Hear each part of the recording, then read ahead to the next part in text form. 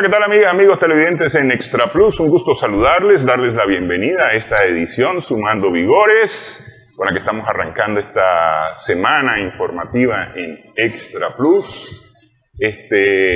Hoy vamos a conversar un poco del panorama internacional, las perspectivas internacionales. Igual esta semana vamos a tener un poco de lo que opinan los nicaragüenses acerca de su entorno en los próximos días. Sin embargo, pues hoy hablamos de la realidad internacional con nuestros invitados de esta edición, Jorge Capelán y Manuel Espinosa Jarquín.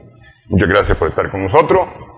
Antes que empecemos, quiero nada más robarme unos minutos para destacar una de las varias informaciones que hay de este fin de semana.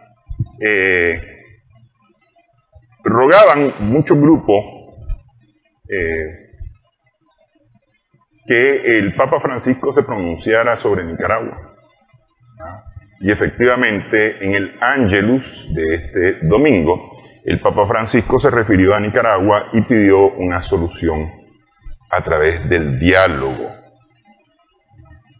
Eso cayó como un balde de agua fría para aquellos que estaban demandándole al Papa Francisco que se pronunciara, porque incluso han empezado a atacarlos, aquellos que dicen que defienden a la Iglesia han empezado a atacar al Papa Francisco, cabeza de la Iglesia Católica, incluso está pidiendo que renuncie, que lo saquen, etcétera, etcétera, etcétera. Yo creo que las palabras del Papa Francisco son las mismas palabras de 2018, cuando se hablaba de buscar una salida a través del diálogo en Nicaragua para evitar la sangre. Eso ocurrió el 21 de abril del 2018. El presidente Ortega habló del diálogo, le pidió justamente a la Conferencia Episcopal de Nicaragua que fuera, bueno, se lo pidió al cardenal Brenes, y el cardenal Brenes dijo que tenía que ser a través de la Conferencia Episcopal, y la Conferencia Episcopal fue encargada por el gobierno de armar el diálogo, y ya sabemos la historia de ese diálogo de mayo del 2018. Pero, decir, definitivamente es a través del diálogo la solución de los problemas. No hay otra forma, en estos tiempos me parece que no hay otra forma distinta al diálogo para la solución de los problemas. No sé ustedes qué tienen opinión acerca de este tema. Mira, no sé, primero te digo, aquí han habido muchos diálogos del 2018 a esta parte. A mí no me importa tanto lo que puedan decir los diálogos con el COSEP, con las grandes cúpulas partidarias y todo eso. Yo diría, aquí ha habido un diálogo a nivel de la sociedad, ¿me entendés? A nivel de lo que son las comunidades, a nivel de los barrios. Y el diálogo lo que te indica es que la gente lo que quiere es salir adelante, trabajar en paz y comunidad. Disculpame, yo estuve en Monimbó fines del año pasado, y en la Purísima, veía la Purísima de la Iglesia Católica, estaba vacía, no había nadie haciendo cola para la gorra. Te ibas a la Purísima de enfrente, y no es porque la iglesia no tuviera gorra para dar, no es por eso, ¿me entendés? Te iba al local de enfrente, a Monimbó, que es el local del frente, 200, 300 personas haciendo fila. Y yo estoy clarísimo, de esas 200, 300 personas, yo no te digo que todos eran simpatizantes del frente, pero yo creo que hay un consenso en esta sociedad, muy fuerte, ¿me entendés? Yo qué sé, venimos, la semana pasada fueron las fiestas de Santo Domingo aquí, miles y miles de gente en las procesiones, muchos otros haciendo las otras cosas que se hacen en Santo Domingo, ¿verdad? Pero ahí no hubo un solo problema, no hubo una sola protesta. Entonces, ¿qué es lo que pasa? Sí, no, yo por supuesto que estoy a favor del diálogo, y aquí ha habido amnistía total e irrestricta. Aquí han habido montones de mesas de diálogo, y ya sabemos quién fue el que pateó la mesa y se fue, dando gestos airados, ¿no? Yo te digo, ¿no? Para mí el diálogo real es el que ha habido con la sociedad real. Pero es que fíjate, y quiero hacer una diferenciación.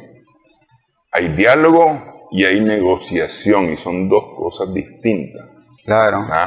Porque vos mencionabas a las cúpulas, políticas, económicas, si vos querés hasta culturales del país. Y estos no están demandando diálogo, están demandando negociación, y estas cúpulas son las que crean ruido. Cuando la gente, efectivamente, como vos decís, sí quiere diálogo, sí está dialogando, sí está buscando solución a sus problemas por la vía del diálogo, si vos querés hasta de la mediación, como hace por ejemplo la DIRAC aquí en Nicaragua, como la solución al conflicto. Sin embargo, son las cúpulas las que están metiendo ruido porque no quieren diálogo, quieren negociación. ¿Y qué es lo que quieren negociar? Quieren negociar cuotas de poder, cuotas económicas, etcétera, etcétera.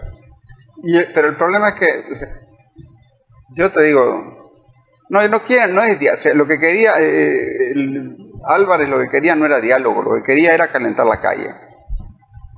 Eso no creo yo que sea diálogo.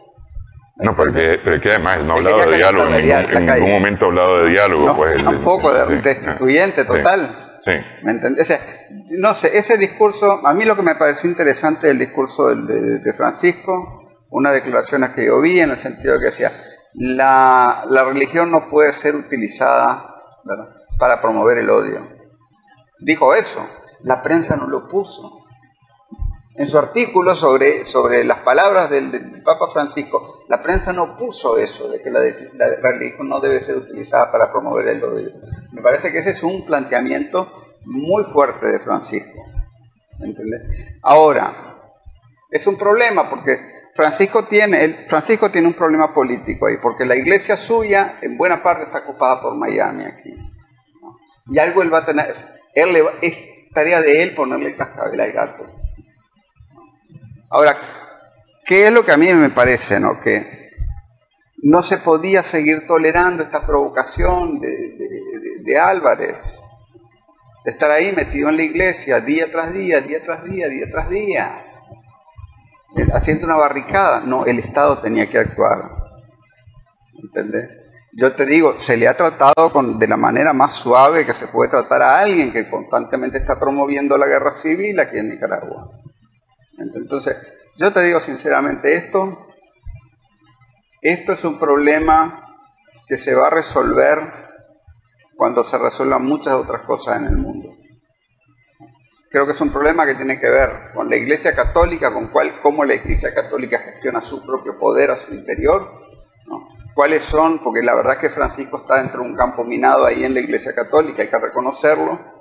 Tampoco los otros que quieren mantener los privilegios históricos de la Iglesia Católica tienen todo el poder que quisieran. Tiene que ver con el poder de la Iglesia Católica con relación, ¿no?, a los Estados Unidos, a Gran Bretaña, ¿no?, con relación a Occidente, con relación al resto, a la gran mayoría del resto del mundo, ¿verdad?, que somos nosotros, ¿no? Tiene que ver con muchas cosas de esas, ¿no?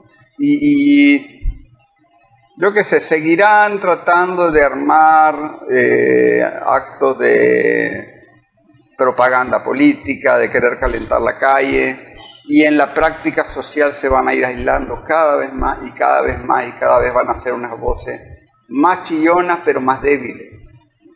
Yo eso es lo que veo, ¿me entendés? Incluso te diría, no sé, ese tema, el tema del diálogo es un tema que se da en la vida cotidiana, en estas elecciones municipales que vamos a tener, ¿no? Ese tipo de cosas son mucho más importantes, diría yo, para lo que es el diálogo en esta sociedad, que lo que pueda salir de estos llamados. Yo la verdad es que no sé, pues también se ve a nivel popular, ¿no? Se ve que hay un desgaste de las iglesias, o sea, no hay un desgaste de la religiosidad, porque todavía el 90 y tanto por ciento de la gente, casi el 100%, se declara cristiana, pero cada vez menos se declaran católicos, cada vez menos se declaran evangélicos, ¿verdad? Y cada vez más se declaran cristianos sin denominación, sí. ¿Verdad? Y ese es un problema que o sea, eso no es culpa del gobierno sandinista ni del Frente Sandinista, eso es un elemento del desarrollo social, ¿no? Y de cómo las iglesias realmente responden a los intereses de sus feligreses. Sí, no, y además que ese no es un fenómeno solamente de Nicaragua, es un fenómeno que ocurre cada vez con mayor frecuencia. En Europa no ocurre esto, en Europa al contrario, cada vez más gente se declara no solamente sin denominación religiosa, sino sin un credo religioso alguno. Sí, es decir, más bien gente que está abandonando el credo religioso cristiano para no tener ninguno. ¿Ah? Ok, pero yo lo que digo es que a mí me parece que ciertamente aquí esos que están hablando de cualquier otra cosa tienen que poner atención al líder. Es decir, que supuestamente, y voy a recalcar sobre esa palabra, supuestamente están defendiendo a la Iglesia Católica, tienen que ponerle atención al líder de la Iglesia Católica que está diciendo que hay que dialogar, que hay que buscar una solución por la vía del diálogo. Es decir, esos que defienden, sí, claro, supuestamente a la Iglesia Católica tienen que atender el llamado del líder de la Iglesia Católica, a buscar una solución por la vía del diálogo. Y ese diálogo a mí me parece que ciertamente está en la calle, pero debe elevar también a las cúpulas para que no negocien o no estén pretendiendo negociar, sino dialogar. Me parece que todo el tema está ligado al desarrollo de nuestra sociedad.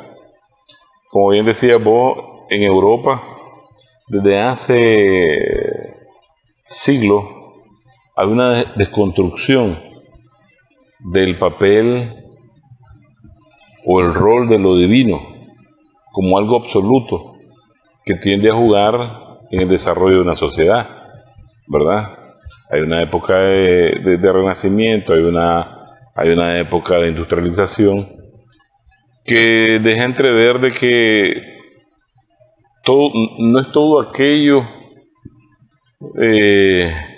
lo que se hace por voluntad divina, sino también por voluntad del hombre. Y de ahí se le da un espacio mayor a la ciencia y a la capacidad del individuo de actuar. Entonces en Nicaragua ya se conoce muy bien la historia de lo que es el papel de la Iglesia en la sociedad, como una organización ideológica que siempre ha estado al lado de la élite del poder, por lucro. ¿Ya? Lo que pasa es que nuestra sociedad es profundamente religiosa, pero ahora está bastante dividida y parcializada, y la Iglesia Católica ha venido perdiendo cuantitativamente a sus feligreses por la actuación que hizo en los 80. Perdió casi la mitad de sus seguidores. Por su participación en el 2018 ha mermado sustancialmente a sus feligreses. Entonces nuestra sociedad va desarrollándose en función de la construcción también de un Estado de Derecho, donde todos los individuos de una u otra manera tienen que ser medidos por la misma cinta. Y entonces los padres no son la excepción. Esa por una parte. Por otra parte tenemos que ver dos diferencias: el hombre político, ¿verdad? Y el sacerdote. Cada quien a qué se dedica. ¿Te estás dedicando a buscar más ovejas para el Señor, o estás buscando más manifestantes para un cambio de régimen?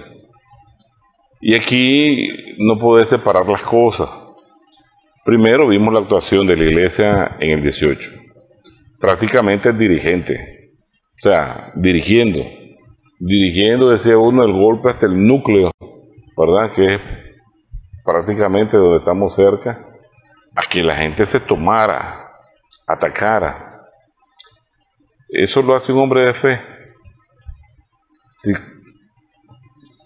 Jesucristo te dice que hasta tenés que poner otra mejilla. O sea, contrariamente a eso, olvidar lo que están haciendo las barbaries en la calle, no salir al lado del pueblo a defenderlo, se están quemando policías y decir, guarden eso, oculten eso. Entonces, no quiero generalizar, pero hay dos tipos. El pueblo está viendo dos tipos de iglesias o dos tipos de sacerdotes, y esa parte mala ya la identificó. Y está pidiendo a gritos que la ley se encargue de ello. O sea, no puede permitir que aquí vuelva a pasar el 2018. De ninguna manera. Y entonces, Capelán habla de una de las primeras etapas de la realización o conducción de una revolución de color, que es el calentamiento en las calles. Y nosotros lo estudiamos en el 18 aquí en tu programa, con bastante saciedad, y todos los 188 componentes de la estrategia del manual de Gene Sharp, ¿ya? La utilización de los medios de comunicación para difundir la mentira y generar odio en la población y que entre a chocar y que se repita eso. Entonces me parece que es lógico lo que está pasando en una sociedad que se está construyendo en función de un Estado de Derecho, donde ese tipo de violencia no puede ser, no puede tener cabida, pues estaríamos de retroceso en retroceso. La Iglesia, el Papa está obligado a corregir toda esa curva de horrores que históricamente la Iglesia ha venido haciendo por los siglos de los siglos. Acuérdate que es la primera organización internacional que existe en la Iglesia. Y entonces fue a Canadá y pidió perdón. Y donde anda, está tratando de, no diría reconstruir, pero por lo menos de mantener en pie muchos de los cimientos, de los pocos cimientos que le quedan en la Iglesia. Y es correcto lo que decís. En Europa ya casi nadie visita la Iglesia. Porque al final, si vas a creer en una fuerza divina, cree en esa fuerza divina, no creas en el hombre. Porque yo recuerdo en los 80 estaba un sacerdote dando la misa y llegó ahí alguien y le dijo, mire, viene la contra, y él le dijo a los campesinos, yo no sé ustedes, ¿verdad? Pero esto hay que defenderlo. Y debajo del podio sacó un AK-47 y va a defender la revolución. Y está al lado del campesinado, ¿verdad? Eso merece una profunda interpretación. ¿Al lado de quién está la Iglesia? ¿Me entendés? Porque ese es el análisis que te va a hacer el pueblo, que es la base fundamental de la sociedad, ¿ya? Y entonces, las noticias ahora tienen un mayor alcance y vos permanentemente estás viendo que en Estados Unidos, en México, en Europa, y se echan presos a los curas y a las monjas. ¿En dónde es que fue? Creo que esta semana salió la información, más de 1000 sacerdotes detenidos por abusos. No recuerdo qué país es, me parece que es un país de Norteamérica, Estados Unidos o Canadá, me parece. Y ahí yo te podría decir, ese es un gobierno persecutor de la Iglesia. Pero no es cierto. Es decir, si no entendés la capacidad de la ley, un delito. Claro, la pedofilia. ¿Entendés? Entonces, y te dice, eso es matar en vida a la persona. Te dice el mismo Papa, ¿verdad? Entonces, aquí podría decir que por la escasa o el escaso nivel de comprensión sobre lo que representa uno, ¿verdad? Y su conexión divina, pues la gente humilde puede darle cierto grado de inmunidad que no debería tener ante la ley. Todos deben de ser parejos, juzgados por sus acciones. Eso de que el rey era el único y su familia, de que poseía ese vínculo divino y por eso debía ser el rey y no podía ser tocado ni destronado, llegaron un bolchevique y agarró al zar y a toda la familia y finita la comedia. Entonces, hay procesos de desarrollo de la cosmovisión social que lo va marcando también el grado de la construcción del Estado de Derecho. Ok. Bueno, vamos a hacer una primera pausa en esta edición. Estamos sumando vigores en Extra Plus.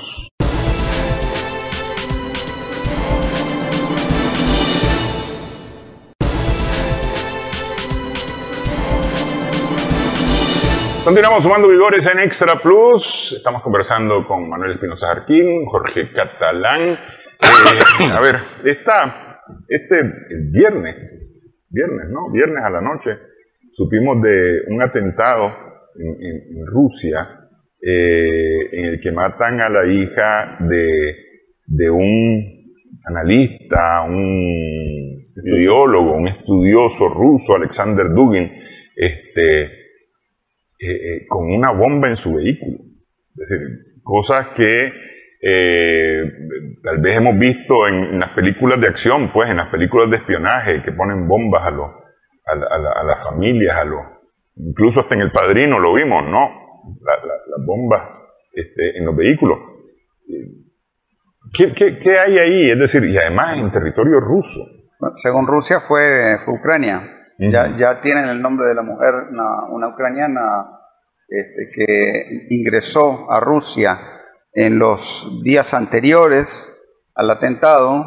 Vino con su hija de 15 años, no sé cuánto, quinceañera, pongamos. Vino desde Donetsk, creo, en un carro con placa local para que no despertara sospecha.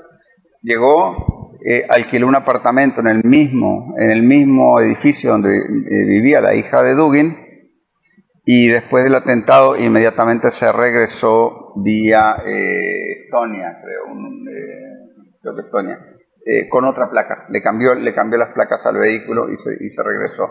Esa mujer ya aparecía, según la autoridad rusa, en abril ya había aparecido como agente de las milicias de Kiev. Entonces la tienen, bueno, eso es lo que ellos tienen.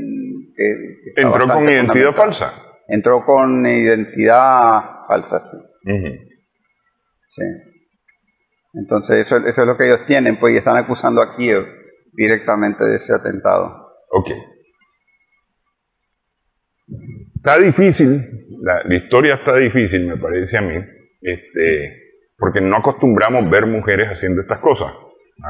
No digo que sea imposible, pero sí difícil, porque es decir, ahora con el asunto de género, pues hay que dar también crédito, me parece, a lo que pueden o no hacer las mujeres que antes hacían solamente los hombres.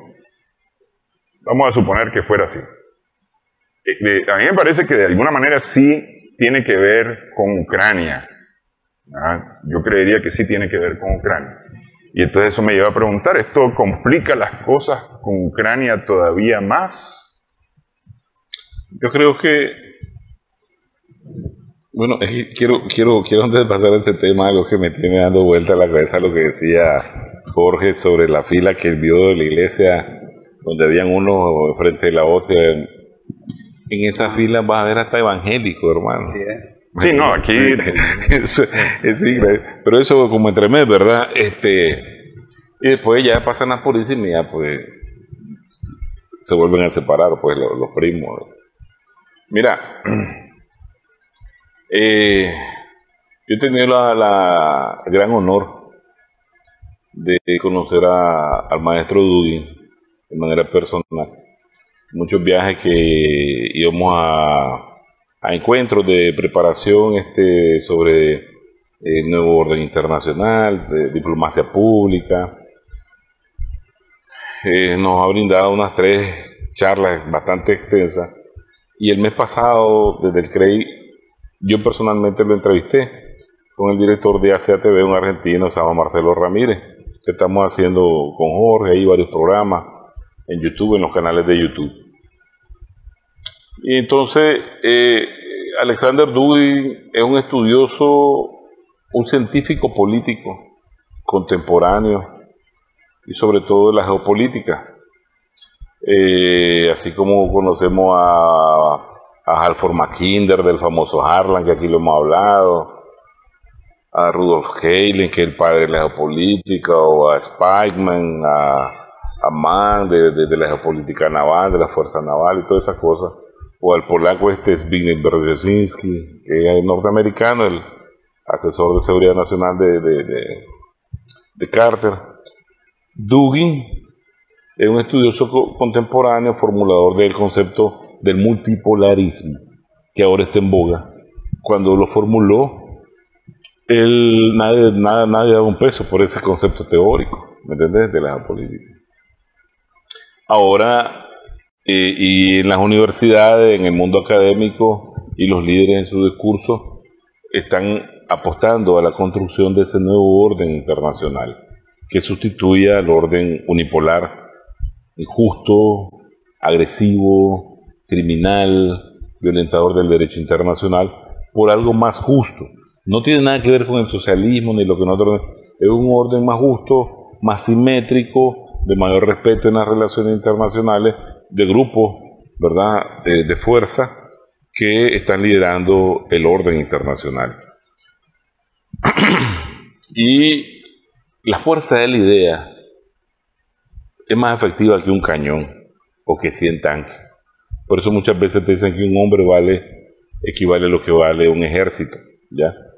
Entonces, Dugin ha estado trabajando muy fuerte en el andamiaje teórico del unipolarismo, y lógicamente esto no es Ucrania el problema, creo yo, porque ya Ucrania está haciendo burbujitas, está destruido, como decíamos la vez pasada en el programa.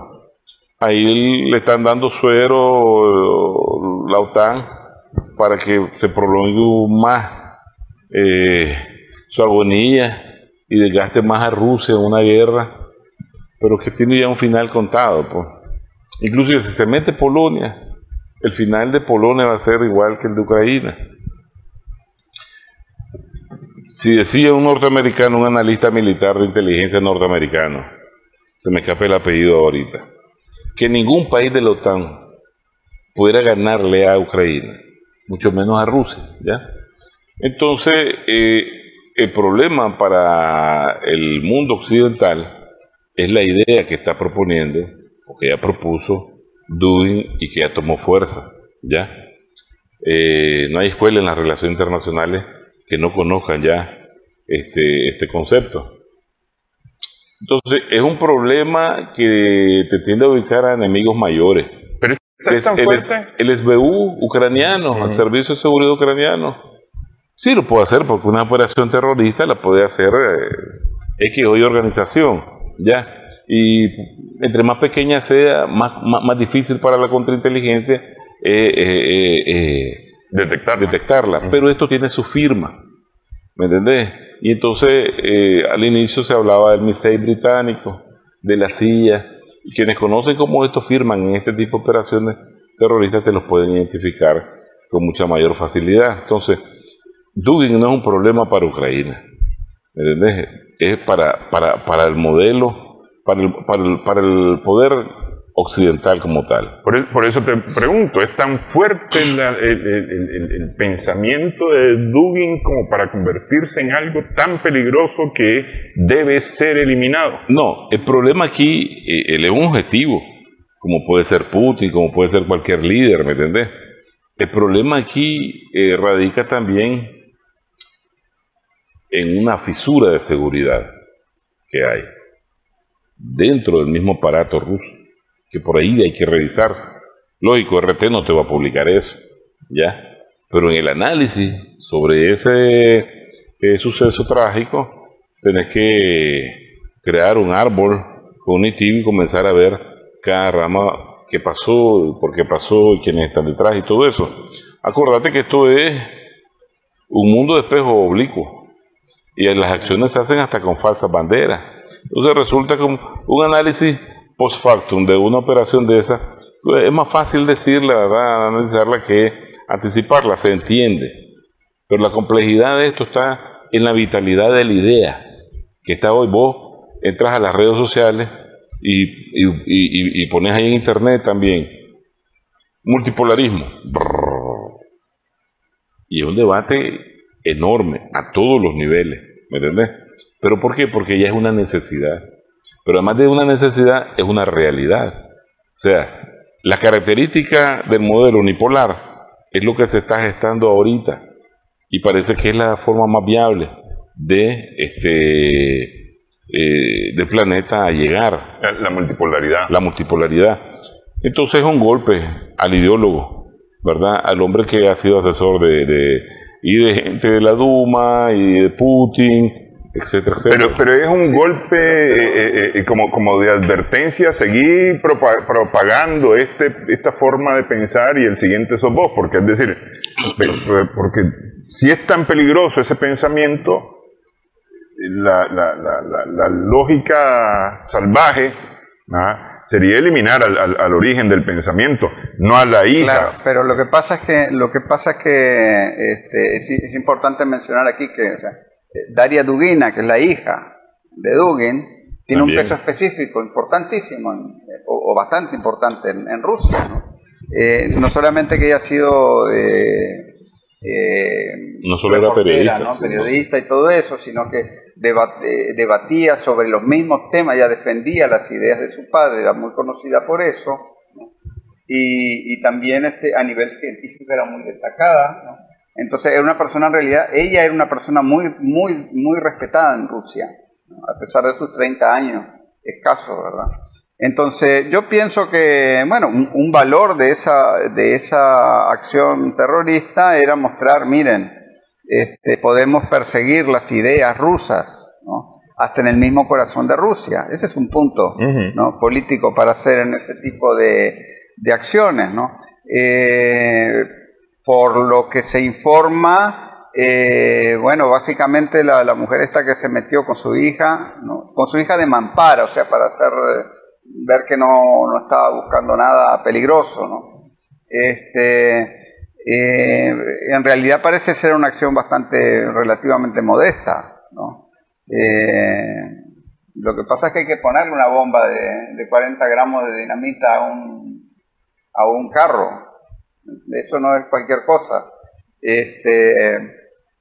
Pero ciertamente que pueden como dice Manuel, ¿no? El verdadero significado de esto y el verdadero operador detrás de esto, yo creo que va a surgir más adelante. Porque es cierto, pues, que todo esto son humo y espejo, pues, como dicen, ¿no? Mira, comúnmente los estados guardan muchos secretos y muchos reveses como esos y otros trágicos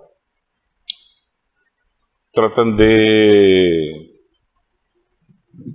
darle la firma a otra cosa y no a la verdadera causa, porque la reacción interna también de la población muchas veces es incontrolable. ¿Por qué? Porque mira, aquí también aparece un tema que está ahí y es la pugna que hay dentro de las élites de poder en la misma Rusia, ¿ya? Ahí lógicamente hubo una fuga de información sobre los movimientos de Dugin, porque no creo que haya sido Daria, sino que era él, que dicen que en último momento cambiaron cambio de carro, sí, a ir o no en ese vehículo. ¿Por qué? Porque la decisión del inicio de la operación especial militar, que el 24, ahorita en día se cumplen 6 meses, no crea que fue aceptada por toda la élite de poder. En Rusia hay un proceso interno de reconstrucción de la estructura, no solo de la estructura territorial, sino de la estructura de poder que existe. Y unos están siendo afectados. ¿Por qué? Porque en una nación como esa, acordate, hay una visión atlantista donde sus máximos intereses están apegados al atlantismo, al occidente, y sus intereses económicos, me refiero, no solo culturales, percepción cultural. Otros son puros eslabófilos que piensan como rusos nacionalistas, ¿me entendés? Y ellos entienden que lo que está sucediendo de no cortar de no ponerle fin a esa amenaza de la OTAN, es el fin de la civilización rusa como tal, por eso ellos tienen que vencer. Y la otra son los que manejan una visión más orientalista hacia el oriente, mayor construcción de alianzas con China, con la India misma, ¿me entiendes? Con los mongoles. Entonces, no es fácil haber tomado la decisión, ¿verdad? Y entrar en una guerra como la que ya está, no con Ucrania, es una operación, como decíamos en el programa pasado, donde el 10% de los tanques están siendo utilizados apenas ahí en el Donbass, sino que es contra la OTAN. Y nadie lo entiende. Y nosotros lo explicamos el otro día con Capelán en un programa, porque acordate que se habló del 9 de agosto, que Hiroshima y Nagasaki, ¿verdad? Y entonces nos asustamos porque las dos bombas produjeron en 3 días 250,000 víctimas. Pero Occidente, o sea, Estados Unidos y la OTAN ahí no paró. Los planes que vos mirás que siguen, inmediatamente a partir del 46 hasta hoy día, el empleo del armamento atómico no es para matar a 250,000 personas o solamente 2 ciudades como Hiroshima y Nagasaki. Es del empleo, cuando nosotros estudiamos eso en los 80, había el empleo de 30,000 armas nucleares, con una capacidad de destrucción de 60 a 80 ciudades principales. Ya no eran solo soviéticas, sino que incluían a los chinos. Pero además de eso, lógicamente, entre más cantidad de armamento nuclear, mayor cantidad de megatones. Pero además de eso, la cantidad de población. Por ejemplo, un plan de principio de los 80 tenía como cálculo en el primer Reich matar 280 millones de personas. ¿Qué planes no tendría la OTAN ahorita que la inteligencia militar y política rusa detectaron? Pero no te puedes quedar, no hombre, eso siempre hacen su plancito ahí y lo ponen en la repisa y no pasa nada. Así no puedes vivir, ¿verdad? ¿Qué planes existirían de que tuvieron que tomar esa acción también para neutralizar los planes de avance de la OTAN? Sobre todo con el nivel de armamento que existe, ¿verdad? Entonces, es una guerra situacional que no todo el mundo la puede percibir, pero ya están. Hay golpes económicos duros. A Rusia la han golpeado dura, no solo por la cantidad de sanciones, ¿verdad? Sino hacia dónde fueron dirigidas estas sanciones. Entonces, y lógicamente la moral, el sistema nervioso, psicológico de la población tiende a ser golpeado y de repente causar la implosión, el cambio de régimen sin haber tirado un tiro. Ok, eso es lo que de alguna manera ocurre en Rusia, incluso a lo interno de Rusia, ¿verdad? Es decir, con la idea de crear esa desestabilización en Rusia, posiblemente hasta cambiar el régimen en Rusia por un régimen más amistoso, con Occidente. Pero Occidente también está viviendo sus propios problemas. Si quieren hacemos pausa, hablamos acerca de esto. Al regresar, estamos sumando vigores en esto.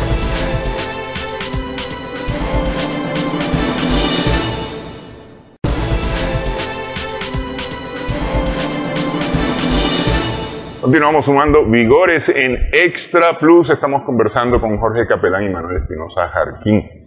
Decimos que Rusia tiene su realidad y tiene su situación específica que incluso va más allá de la guerra, porque eso va más allá de la guerra. Es decir, tiene cuando se disuelve en el 91 la Unión Soviética y se crea la Asociación de Naciones, con varias de la ex República Soviética, empieza un reajuste dentro de Rusia, ¿no? Especialmente. Pero bueno, ellos han vivido esa realidad, tal vez en los últimos tiempos han logrado estabilizar su situación social, económica. Pero Estados Unidos, principalmente Estados Unidos, por ejemplo, a partir de las sanciones que le impuso junto con con otras naciones que lo siguen a Rusia,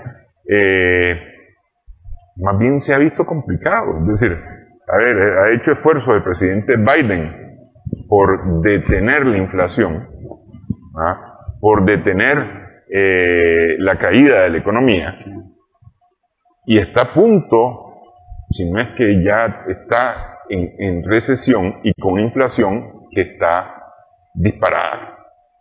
Bueno, están celebrando ellos ahorita, ¿no? Porque según el último informe creo que bajó 0.2% o algo así.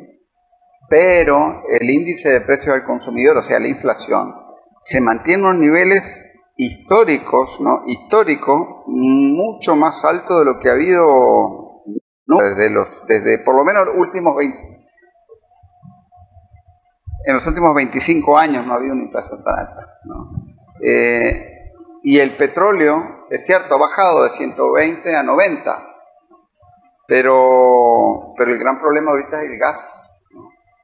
El gas que está por las nubes y que va a seguir estándolo, ¿no? El gas está arriba de 2.000, creo, dólares los 1.000 metros cúbicos. Creo que incluso yo diría más todavía, creo que la última cifra creo que era como 3.000, ¿no? Sí. Una barbaridad.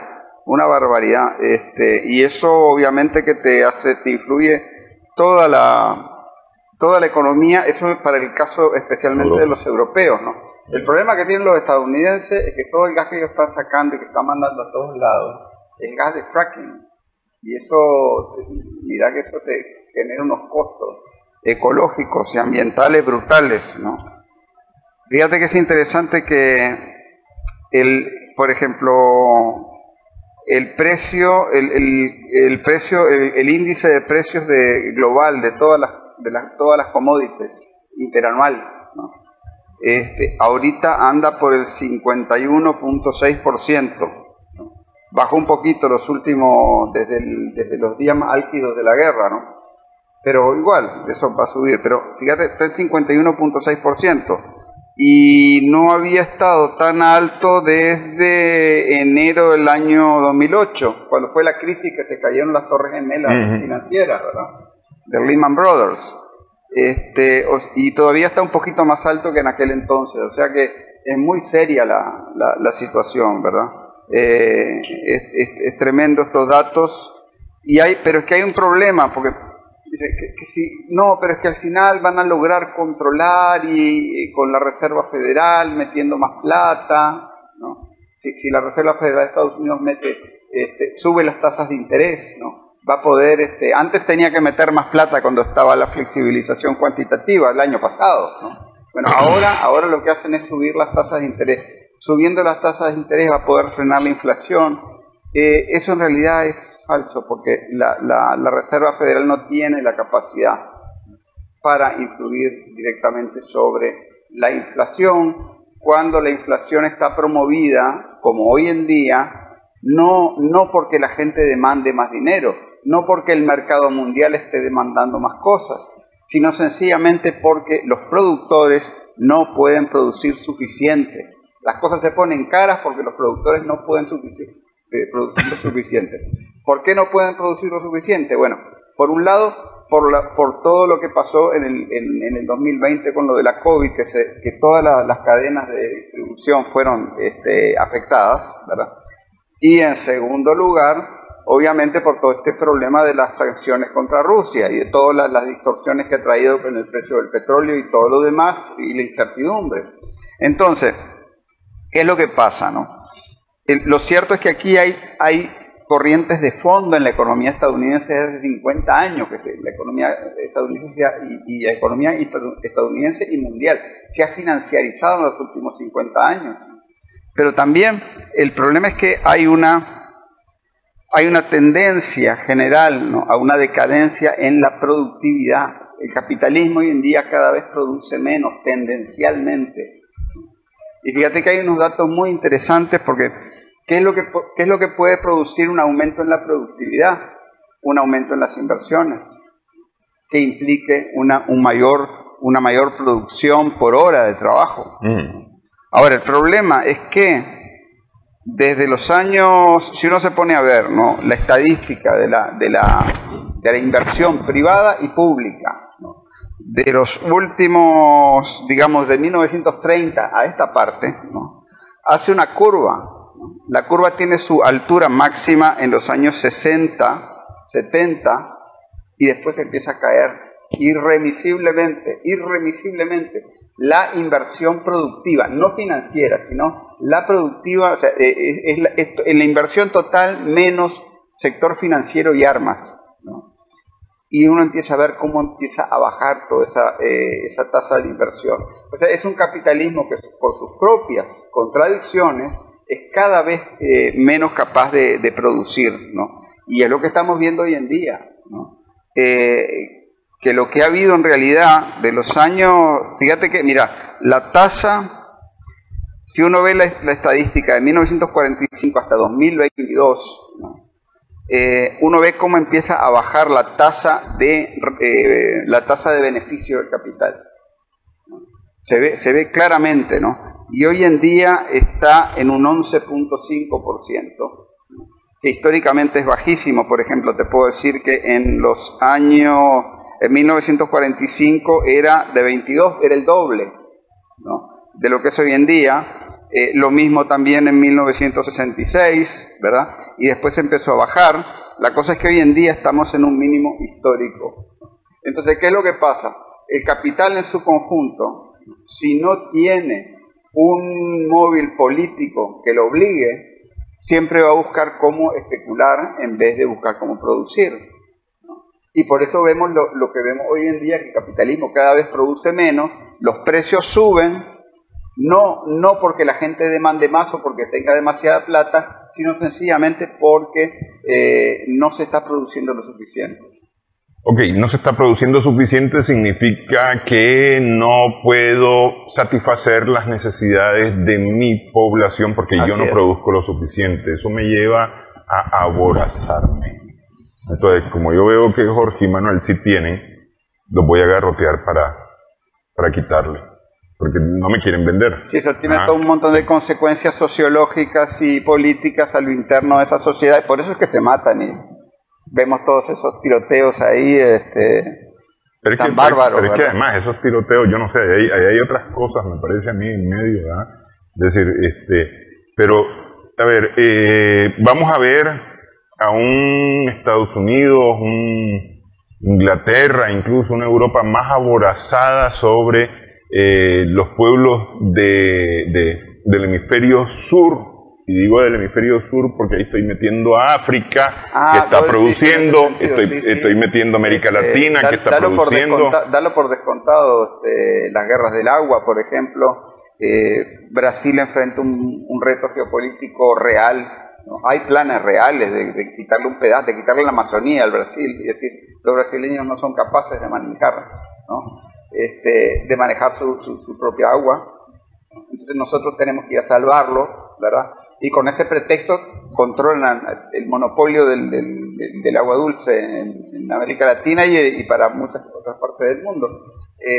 No, eso dalo por descontado, pero además implica, ¿no?, el capitalismo en la era de la no producción. Es un capitalismo que te lleva a una dictadura directa de las multinacionales, de los monopolios multinacionales, ¿no?, de 2 o 3 monopolios multinacionales, ¿verdad?, sobre todos los recursos del planeta. O sea, ya no es un capitalismo feudalista de alta tecnología, o no sé cómo llamarlo, ¿verdad?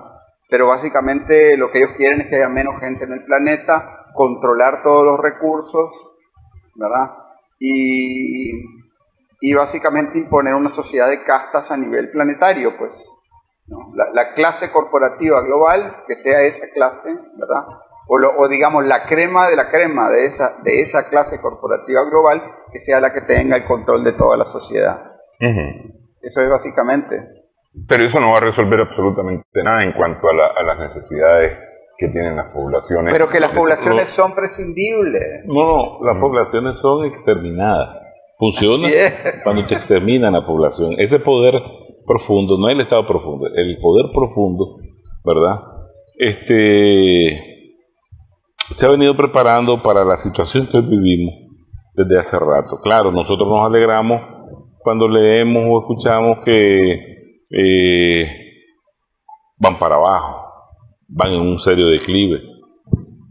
Pero esas crisis económicas son cíclicas en el modelo capitalista y no lo terminan de destruir ni ahorita y cuidado en una década, ¿verdad?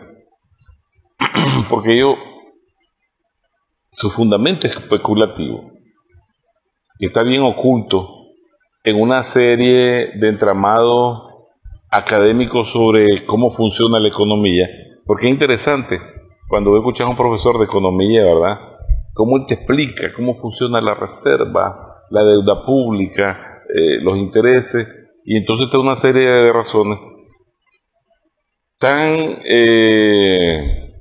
falsas como creer que el PIB representa la ganancia de cada miembro de la población, ¿me entendés? Pero si te lo instruyen en la escuela, y entonces viene el chaval y entonces sí, entonces el PIB es el ingreso per cápita. Ellos se benefician, ese capital especulativo se beneficia, por eso Trump y el ideólogo que tenía, bueno, te acuerdas, creo que era, están pidiendo que eliminen a las familias más ricas, a los dueños de la Reserva Federal, porque mira, por lo menos el complejo militar industrial le corresponde pagarle a científicos que inventen mayor cantidad de armas, le corresponde tener industrias de armamento, producirla, el armamento, mantener al 35, casi el 40% del empleo en Estados Unidos. Por eso es una de las tantas importancias que tiene para ellos el CMI, el Complejo Militar Industrial. Pero además de eso tienen que sobornar a los presidentes, congresistas, todo cuanto sea, para que vayan a hacer una política exterior de agresión a los pueblos, a los otros de los gobiernos, para que acepten guerra entre estados vecinos.